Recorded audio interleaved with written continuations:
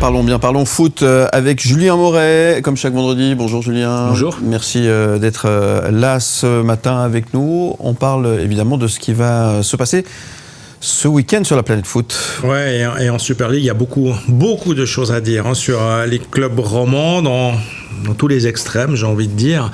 On va s'attarder un petit moment, Julien, sur Servette.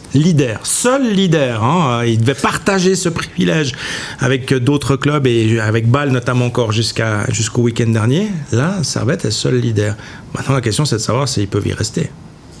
Alors, on peut toujours. C'est un nouveau Servette qu'on a depuis le troisième tour. Un Servette efficace à défaut d'être attrayant.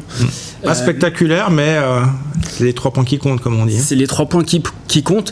Il y a 2 chiffres pour moi qui illustrent parfaitement ce nouveau Servette. Le premier, c'est que sur les 5 derniers matchs, donc c'est 5 victoires, il faut le rappeler, durant 4 matchs, Servette n'a pas eu la possession du ballon. Même durant 3 de ces 4 matchs, Servette a eu moins de 40% de possession du ballon. C'est dire si Servette est devenue une équipe qui attend et qui est solide.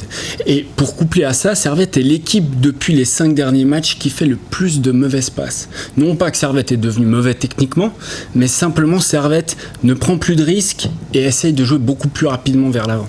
Ça paye, et je pense que le vrai point positif, et il faut quand même lui donner du crédit, c'est au coach. Parce que le coach, il avait vu que Servette n'arrivait plus à gagner, il a changé de stratégie, ça fonctionne. Et le deuxième élément très positif que je vois dans ce Servette-là, c'est un élément auquel moi j'ai très souvent j'ai mis beaucoup d'importance à ça, c'est aujourd'hui on donne du temps de jeu aux jeunes. On voit Keyan Varela, Tiemoko Ouattara qui jouent beaucoup plus que ce qui était le cas par le passé, et je pense que c'est vraiment quelque chose de positif.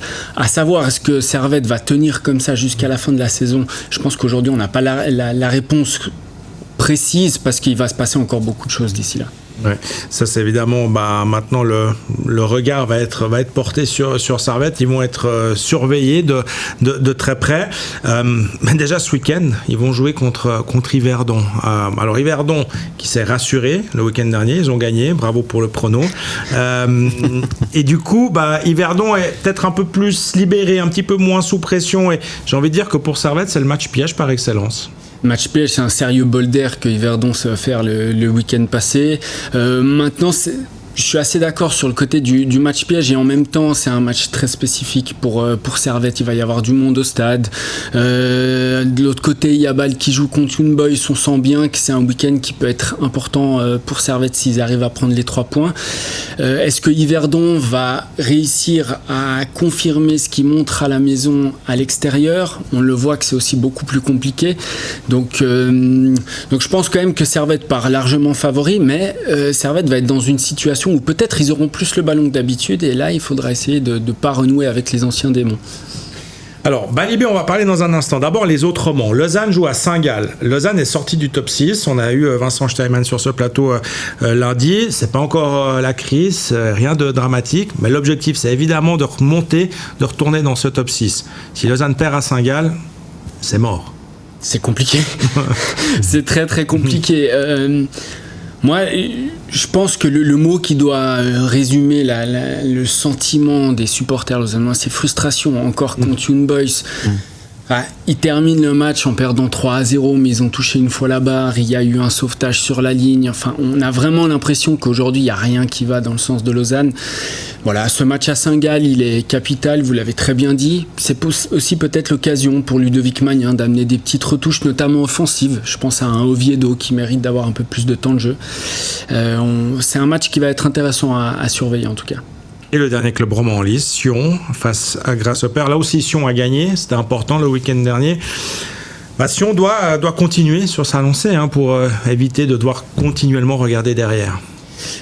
C'est une situation assez compliquée pour Sion, parce qu'on a forcément envie de regarder devant, mais à mon avis c'est irréaliste pour le FC Sion de regarder devant et le top 6, et en même temps Sion commence à être sacrément loin pour regarder derrière, et même s'il faut toujours être prudent, il faut qu'ils construisent pour la saison prochaine. Je l'avais déjà dit sur ce plateau, et je pense que c'est ça, il faut que de la sérénité, du calme, il faut continuer comme ça. Ils ont fait un bon match contre Lugano, ils jouent contre une équipe de Grasshopper qui marque beaucoup de points, donc il faut s'en méfier aussi. Allez, on termine avec ce Bâle IB. Ça reste le choc de ces dernières saisons.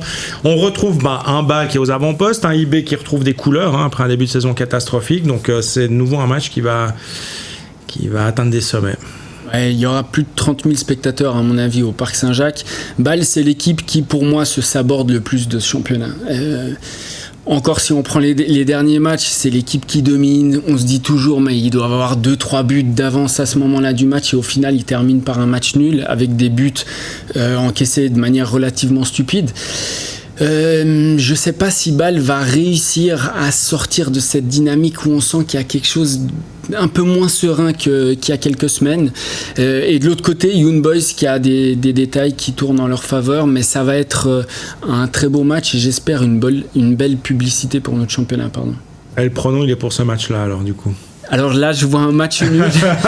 En tout cas, je ne vois pas Bâle gagner. Je pense que Bâle va faire du Bâle, va globalement dominer, va se dire on a des occasions, on devrait mener 2 buts d'écart et au final, à mon avis, il y aura un match nul, un partout. On fera les comptes vendredi prochain.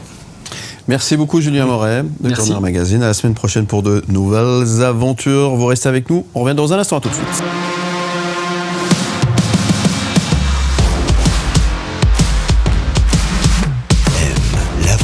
Avec Corner Magazine. Où tu veux, comme